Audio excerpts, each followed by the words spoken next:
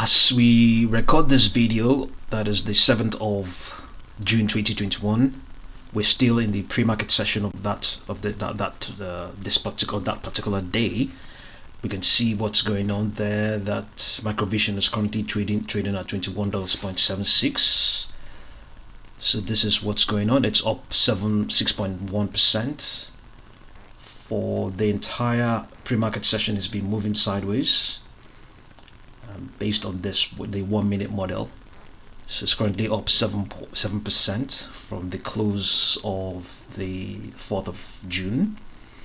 So moving on, we can go ahead and see what's been going on.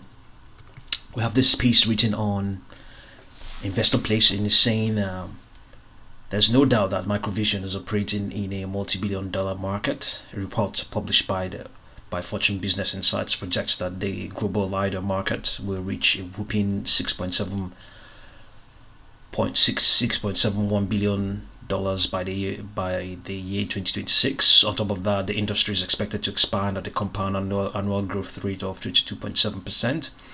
Amid the cited growth catalyst is increasing investment in research and development, which has yielded several new and innovative products. MicroVision's Pico P will certainly fit into the category of new and innovative products. Moreover, Sharma, who is the CEO, recently revealed that his company remains on track in advancing their automotive LiDAR development program as the company completed its sample LiDAR hardware and development platform on schedule. Sharma even hinted that the new product could be available for sale in initial quantities during this year's third or fourth quarter. And while some folks didn't like MicroVision's first quarter revenue of $500,000, the fiscal picture really shouldn't disappoint the investors. According to them, it's encouraging to know that MicroVision ended the quarter well capitalized with $75.3 million in cash and cash equivalents.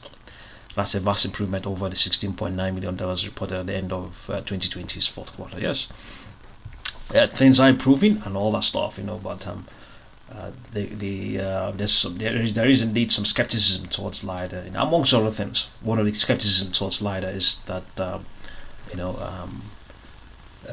those equipments are not exactly the LiDAR components they are making. They're not exactly absolutely that mainstream as such, but there is a market for them, 6.7 billion and growing, but that's not it's not exactly huge. 6.7 billion, that's the sort of money one company makes alone, so yes, indeed, it's not it's just there, in the component business and all that stuff, but the other one is that there are questions about self-driving automation and all that stuff. Do we really have to have that? That's the question. But MicroVision have been around for getting to 20 years now or thereabout, if not more. So you can't fault them. So the theory there, or the how would I put it now? The conclusion, amongst other things, that if you're going to invest in MicroVision, you invest in it because it's the leader in the industry. But outside that, you can look at other things concerning the stock, the technicals, and all that stuff. So whatever it is the case is, there's money to be made. Whether you believe in its direction, whether you believe the market is is a big one, or whether people are going to really pick up those components, whether regulations will actually let the business grow, or rather let the industry grow and all that stuff. So, but what is certain is that MicroVision currently has a significant amount of skepticism towards it. During the last trading session, that was the 4th of June, it had a hefty about 58% short volume. 58% of its of the entire shares that were traded were sold short. So we're seeing the skepticism coming in, but that skepticism is not coming in not only because of the fundamentals, it's also coming in because people are very much bullish concerning the stock. A lot of recent market participants are buying the stock, so the short sellers are looking at those things. They're not. They're looking at the fact that people are getting involved in the stock and pushing the price up, and that's why they have come to balance things out. So they're not only there because of the lapses or the hindrances or the inadequacies of MicroVision. They're also there because you and I have put in their money there. So they're coming there to shave off, to correct things. The opportunity is there. If we all go there, then there's opportunity on the other side to short it. That's the reality of it all. So moving down, we can see how it's been going on. I think pretty much it's if you want to even look at it, it has traded within since the 16th of February, has traded between 2.36, 23.63, $23.65 and $10.549. So that's a pretty wide range, So obviously because it's actually, the range has actually been between 10.44 and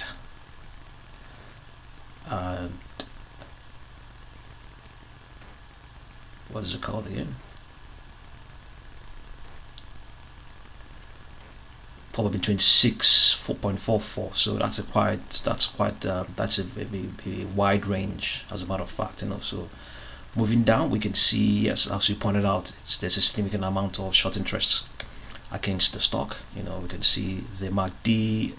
I'm not exactly sure if it's above, the MACD histogram is above 0 at the moment. So you can see some of the escalators are looking up. The unbalanced volume indicator is definitely the slope has to be positive, I believe. The 14 period slope stochastic oscillator is waning, but this is all based on the daily model. And then we can see that the momentum is also improving. MACD is above the signal line and rising. It appears to be in a strong bullish trend. 200-day moving average is upward sloping, and the MACD histogram is above 0. Okay, so the signal is bullish. But it's also outperforming the S&P 500. Momentum is overbought, indicating that it's overbought, that investors have been actively purchasing shares and driving the price higher. The slope of the indicator is positive, and suggests that buyers are presently more active than sellers. So the signals are very much bullish on MicroVision, and I think that is the principal reason people are market participants who are shorting the stock are doing so.